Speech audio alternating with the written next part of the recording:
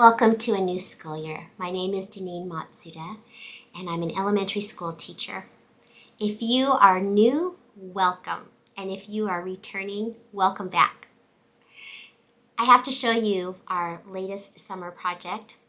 Wonderful Stanley designed a bookcase, and then we had it built, and we are just getting so much pleasure from having our books and things organized in such a beautiful way. Thank you, Wonderful Stanley, for designing that for us.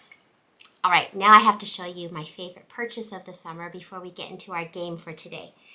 I am a huge loser, especially of my glasses, keys, and phone. So much time every day hunting for them, but I found something to carry on my lanyard from Amazon. It's a glass container that holds 2 pair of glasses.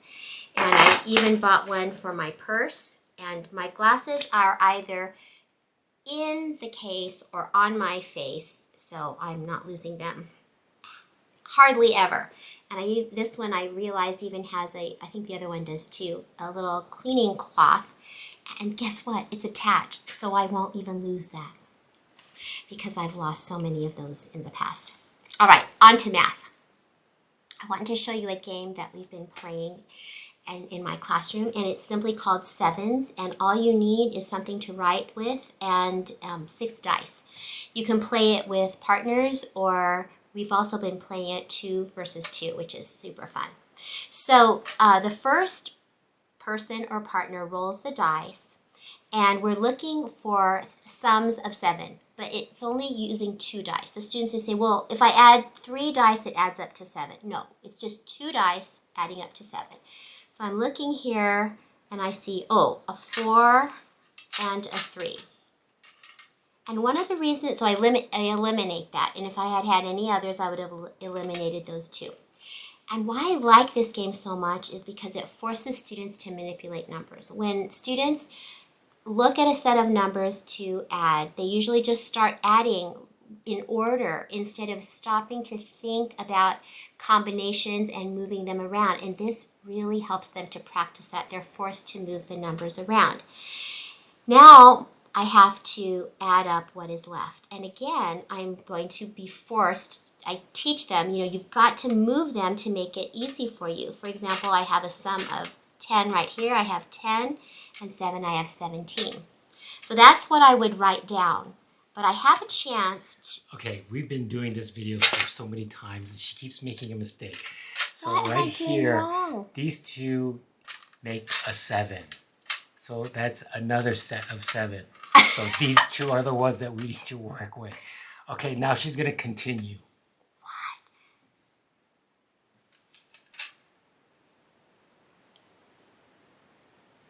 Oh, there are 2 sets of 7. Exactly. I didn't see that. Okay, we can't use this video. No, we are using this video. Use this video. There are 2 sets of 7. I didn't even see those. There's a 7 and a 7. Oh, help me. All right. I've been out of practice. All I have left is a 6 and a 4, which adds up to 10. So I can be satisfied with that 10, or I can roll again to see if I can get a higher score than 10. I'm going to roll again. Oh, I got exactly the same 10. 5 and 5 is 10. So I'm going to write 10 down as my score, and that's it. Now it's the other person or partner's turn to go. So let me roll again, and hopefully I can add better this time. Get them on here. And I'm looking for any sums of 7. And I see a 5 and a 2. That adds up to 7. Yikes. That adds up to 7. And there is no other sum of 7. Nothing. So I'm going to add these up, and I have a 3, and a 3 is 6, and 7. So I'm going to write down 7 on my score. But I'm going to try again to see if I can get a higher score than 7. Oh, I chose well. All right, and here's what I'm loving. I'm forcing my students to manipulate the numbers. So I have a 10 and a 5, 5, 10, 15. So that was really wise of me to re-roll. And you can play this game for either a designated amount of time, like even just 10 minutes, or to a designated score, like the first team to get to 50 or something like that wins. And the other thing I love about this, besides manipulating the numbers, is that it can be easily adapted. You can use a different number of dice. You can use 7 dice or 8 dice. You can use those multi-faced dice. Those are really fun to use. Or you can change the number that you're going to. For example, you're looking for things that add up to 8 or things that add up to combos that add up to 12. There's no limit to how you can modify it, and your students will have fun modifying too because they're always looking for ways to make the games harder. And isn't that a beautiful thing? That's the game of sevens. I hope you'll give it a try. And I have to say a hello, a big hello to Noelle in the Netherlands. We'll see you next week. I'm Janine Matsuda, and this is my 4th grade class.